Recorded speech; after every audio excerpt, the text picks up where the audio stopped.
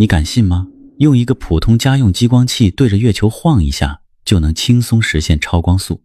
只要你手腕轻轻移动，月球表面的光斑移动速度会瞬间突破爱因斯坦给宇宙划下的光速红线。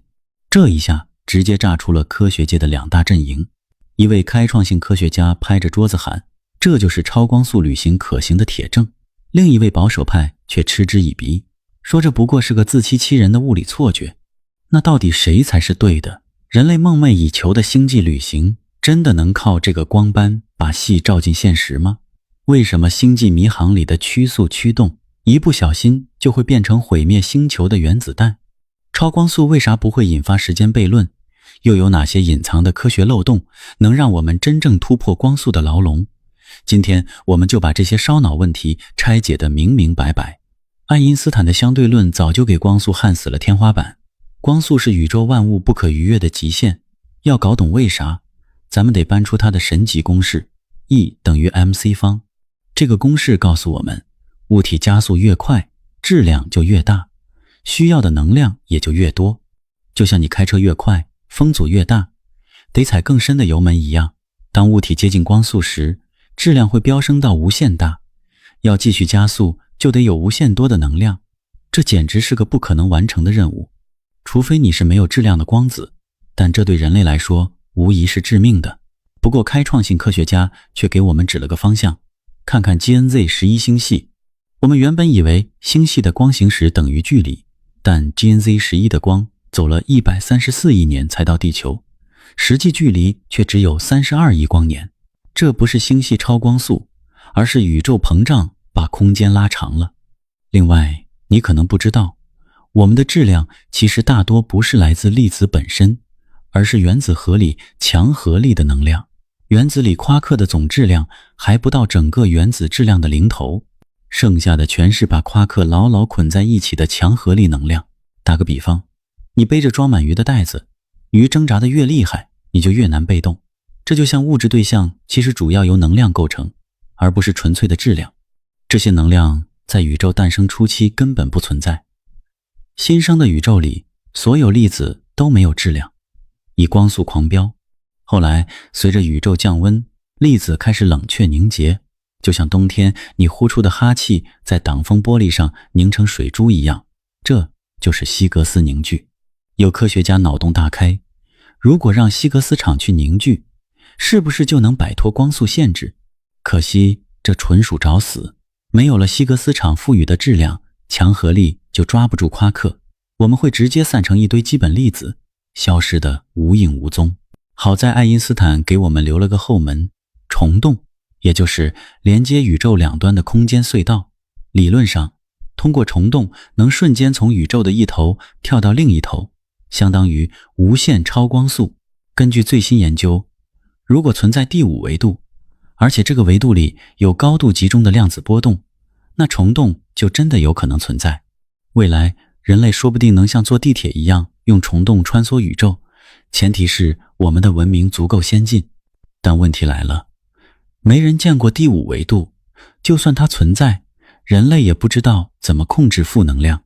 没有负能量的话，穿过虫洞就像被扔进绞肉机，所有粒子都会被加速到光速，在里面撞得稀碎。说到超光速，还有一个候选方案正在测试，量子隐形传态。这就像你有一对永远同步的骰子，一个掷出5，另一个肯定是3。微观世界里的纠缠粒子就是这样，哪怕隔着亿万光年，状态也能瞬间同步。借助量子纠缠，我们能在一个地方获取物体的粒子信息，在另一个地方精准复制出一模一样的物体，原来的物体则会消失。如果未来真的有宇宙地铁和星际传送门，你会选哪种方式开启星际旅行？维也纳大学的安东·蔡林格教授已经在加纳利群岛做了数千次量子隐形传态实验，证实了这种技术的可行性。不过它和科幻电影里的传送装置不一样，它不是把物体本身传过去，而是传输信息再复制。理论上，人类也能靠这个方法星际旅行，毕竟我们也是由粒子组成的，只要有足够多的纠缠粒子，再在宇宙各处建传送舱就行。你走进地球的传送舱，计算机扫描你身上7000万亿个原子的量子状态，把信息传到外星的传送舱，那边的量子计算机就能用纠缠粒子复制出一个一模一样的你。但保守派科学家泼了冷水，7000万亿个原子是什么概念？比我们能看到的所有星星加起来还多。要扫描并重组这么多原子的状态，现在的技术连门都没有，谁也不知道得花多长时间。不过开创性科学家却很乐观，未来的技术肯定能解决这些问题。几千年后，量子隐形传态说不定会像今天的高铁一样普及。这听起来是不是像科幻剧情？但星际迷航的粉丝可不会这么觉得。物理学家米格尔·阿尔库比尔早在1994年就证明了曲速驱动的理论可行性，和星际迷航里企业号用的一模一样。阿尔库比尔设想的曲速驱动，核心是一个稳定的中央舱室，乘客就待在里面，舱室后面的空间会膨胀，推着舱室前进，前面的空间会收缩，拉着舱室走，就像冲浪者站在浪尖上被浪推着走。这样一来，中央舱室里的人就能轻松达到甚至超过光速，而且完全不违反广义相对论。不过保守派科学家却提出了致命问题，实现曲速驱动需要的能量太夸张了。最初计算显示，需要的能量是可观测宇宙总能量的10倍，这简直是天方夜谭。但3年后，新的计算结果出来了，只需要3个太阳的能量，这突然就有点希望了。不过保守派科学家还是担心，曲速驱动的空间泡沫会像扫雪机一样沿途捕获光子，如果突然停止，释放的能量足以摧毁好几个星球，相当于把飞船变成了一颗星际原子弹。但开创性科学家说，只要把速度降到光速以下再停止，就能避免爆炸。不过就算技术问题都解决了，我们还得面对一个更棘手的问题。大多数科学家认为，超光速旅行可能会彻底破坏宇宙的结构。咱们来做个思想实验，你的朋友坐上一艘以 95% 光速飞行的宇宙飞船，你留在地球。用时空图来表示的话，水平线是空间，垂直线是时间，45度的黄线就是光速壁垒，飞船绝对越不过去。你想念朋友，于是发了一个超光速胶囊，里面装着一朵玫瑰和告白。